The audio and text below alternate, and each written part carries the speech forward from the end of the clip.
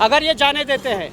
अगर जाने नहीं देते हैं तो 5-6 बजे के बाद जो यहाँ कुकृत्य चलता है, लोग बड़ी बड़ी गाड़ियों में आकर अटैचियाँ लेकर जो यहाँ जाते हैं, तो हम उसके लिए भी तैयार हैं। और मैं ये कहना चाहता हूँ कि भाई कोई ऐसे ही नहीं, आज तो मिल के जाएंगे, पर 5 बजे का इंतजार करने पड़े।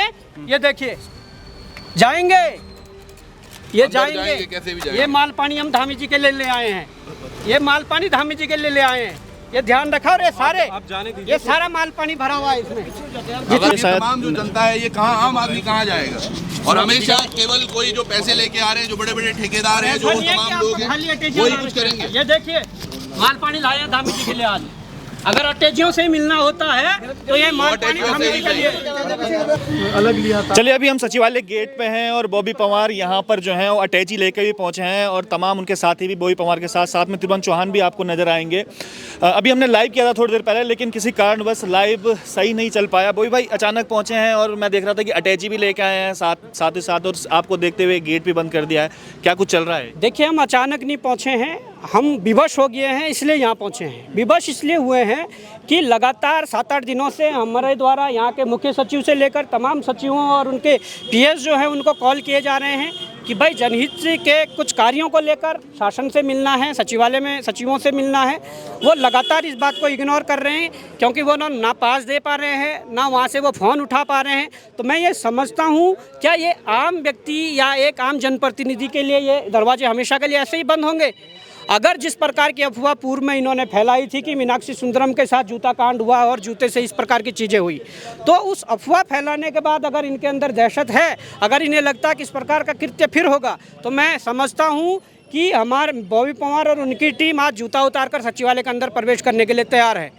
अगर साथ में अटैची भी लेके आए हैं, अब मैं देख रहा था कि पैसे वगैरह लेके आए हैं। अटैची तो ऐसी आचार संहिता लगी हुई है यहाँ पर। अटैची तो अलग बात है। अटैची इसलिए है कि अगर वो पास को अप्रूवल नहीं दे रहे हैं, 5-6 बजे के बाद सचिवालय के अंदर जो कुकृत्य होता है, बड़ी बड़ी लग्जरियस गाड़ियाँ आती है और उसमें जो बड़ी बड़ी अटैचियाँ होती है, वही अगर माध्यम मिलने का है तो हम भी अटैची लाए हैं, शाम को अटैची लेकर चलेंगे और मिल लेंगे, अगर वही एक रास्ता है। नहीं तो हम तो कहते हैं कि भाई एक आम नागरिक, एक आम जनप्रतिनिधि अगर शासन में सचिवों से नहीं मिलेगा, कितने पैसे लाए हैं अटैची में? देखिए, वो तो काउंटिंग होगी, उसमें बताया जाएगा कि ठीक ठाक माल पानी है, जितनी अपेक्षा धामी जी करते हैं कि एक व्यक्ति जो अटैची और लग्जरी कार लेकर आए, जितनी अपेक्षा धामी जी करने थे, इतना धन होना चाहिए या इतना मोटा माल पानी होना चाहिए, तो उस अपेक्षा का अनुरूप हम लाए हैं। त्रिभुवन भाई, आप भी पहुंचे हैं यहाँ पर, क्या कुछ कारण है कि साथ में आपको भी अंदर नहीं आने दिया जा रहा है? क्या कुछ कारण है? दादा, पॉइंट क्या है, वाकई जो बॉबी ने भी बोला, अभी हमारे सुदूरवर्ती क्षेत्रों में लोगों की अपेक्षा रहती है कि यार हमारा कोई नेतृत्व कर रहा है तो कम से कम वो हमारी बातें सचिवालय तक रखे, तमाम चीज़ें हैं।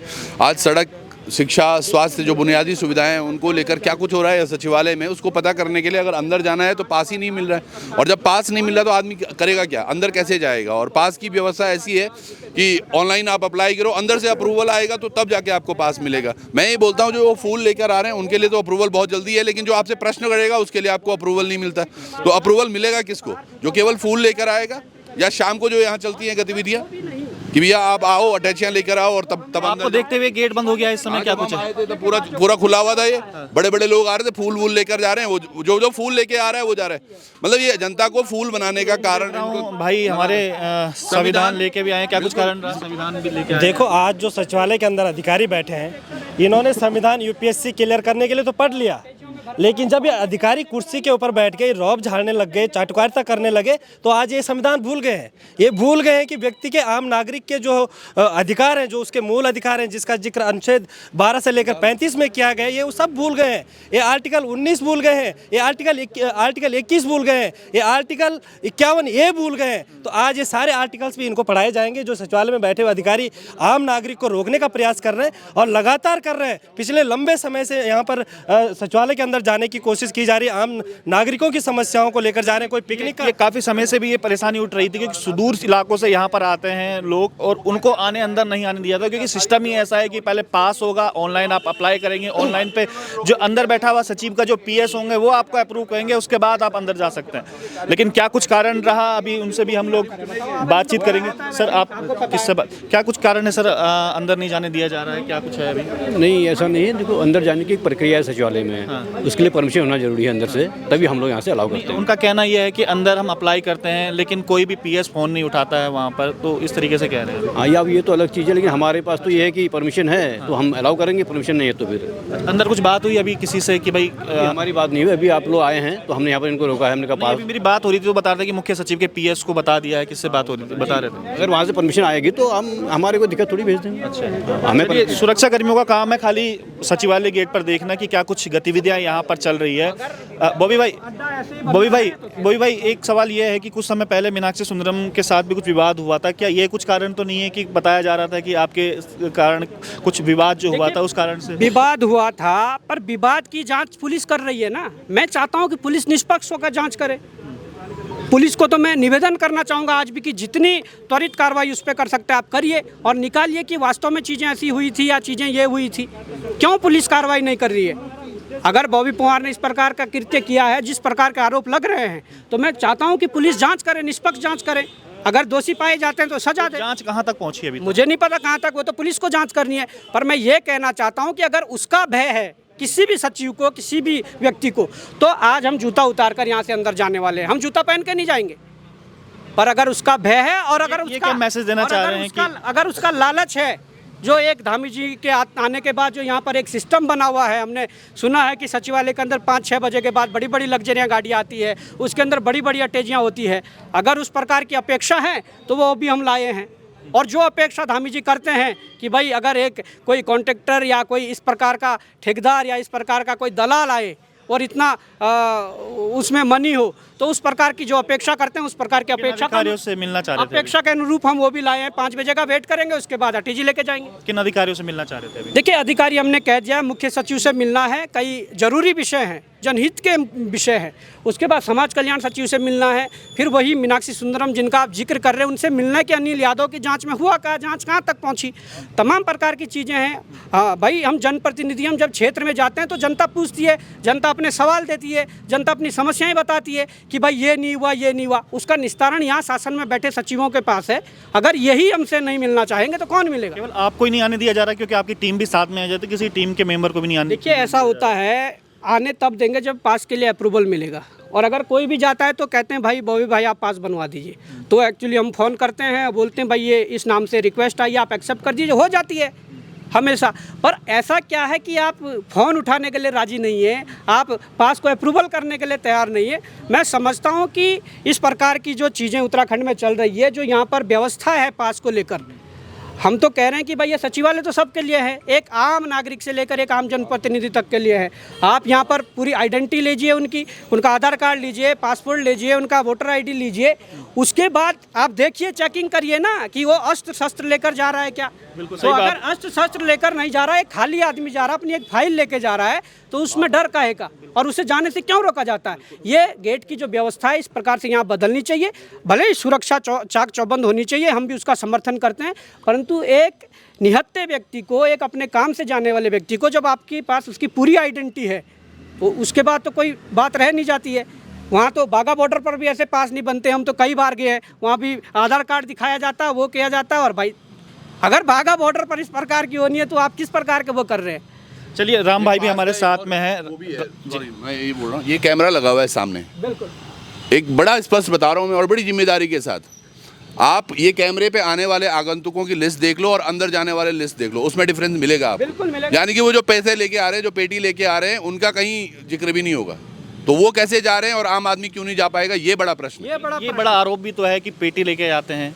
बिल्कुल जाते हैं। आप एक काम बताइए, कितने बजे तक ये टाइमिंग होती है? कितने बजे होती है सर टाइमिंग? 9 से 5? 6 होती है। आप देखना, आज शाम को भी आना, आप 7-8 बजे तक भी यहाँ गाड़ियाँ होती हैं, या अंदर से बाहर निकल रही होती है, निकल क्यों होती है? यूपी नंबर, गुजरात नंबर, सारे नंबर होते हैं। कितना बेचोगे? क्या हमारे लोगों ने इसलिए सादतें दी थी कि तुम यहाँ सचिवालय के बाद इस प्रकार से गुजरात, हरियाणा, बिहार और इस प्रकार की गाड़ियों का जमावड़ा रखो, लग्जरी गाड़ियों को, उसके अंदर तुम अटैचियाँ रखो और हमारे लोग यहाँ पर दुबक के रह जाएंगे। आधे अधिकारी ऐसे हैं, देखो मैं अब वो नहीं जाऊंगा, पर आप समझिएगा, आपके भी जो प्रकरण चल रहे हैं कुछ अधिकारियों के साथ, वो झारखंड से आकर यहाँ पर इतनी तानाशाही कर रहे हैं, उनका दबदबा कैसे बना? कौन है जो पैसे लेकर उनको एंटरटेन कर रहा है? चाहे यहाँ अंदर कर रहा हो, चाहे मंत्रालय में कर रहा हो, कहीं ना कहीं तो ये घुसपैठ हो रही है। आज ये बात है आम आदमी को जागने की, समझने की, भैया ये हो क्या रहा है हमारे प्रदेश में?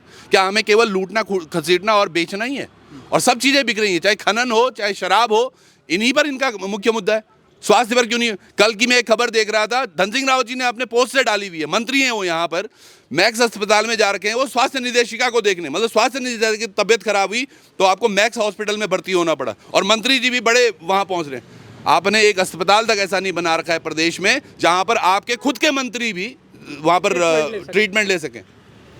अभी शैला जी खत्म हुई थी, शैला जी का आधा इलाज गुड़गांव में हुआ, तो यहाँ पर क्यों नहीं मेदांता जैसा हॉस्पिटल बनता है? या फिर यहाँ के जो सरकारी अस्पताल है इन पर क्यों नहीं आपका भरोसा है? हम आम आदमी की बात कर रही है, पुलिसकर्मी सारे खड़े हैं, 4600 ग्रेड पे पर इनको कितना लताड़ा गया है ये हर किसी को पता है। 2 साल लगातार संघर्ष करते रहे, आज इनके परिवार से कोई व्यक्ति बात करने के लिए तैयार नहीं है। ये सारी अव्यवस्थाएं हैं, इन अव्यवस्थाओं को देखने के लिए कैमरे जरूर देख रहे होंगे। मैं ये बस जानना चाहता हूँ कि जो अंदर जाने वाले व्यक्ति हैं, जो शाम को जा रहे हैं, क्या उनकी भी एंट्री इनके पास है या नहीं? ये तो कर्मचारी हैं, ये तो फॉलो करेंगे।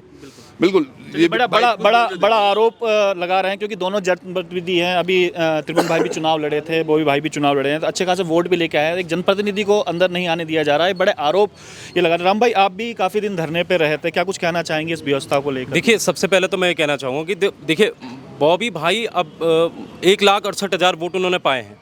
अब ये आप सोचिए कि जो 14 विधानसभाओं में इन्होंने चुनाव लड़ा, जो लोकसभा का चुनाव लड़ा, वहाँ से अब कितने लोग इनको फ़ोन कर रहे होंगे कि सचिवालय में हमको मिला दीजिए, ये कर दीजिए, वो कर दीजिए। लेकिन बावजूद इसके देखिए फिर भी जो है यहाँ पर मिलने नहीं दिया जा रहा है।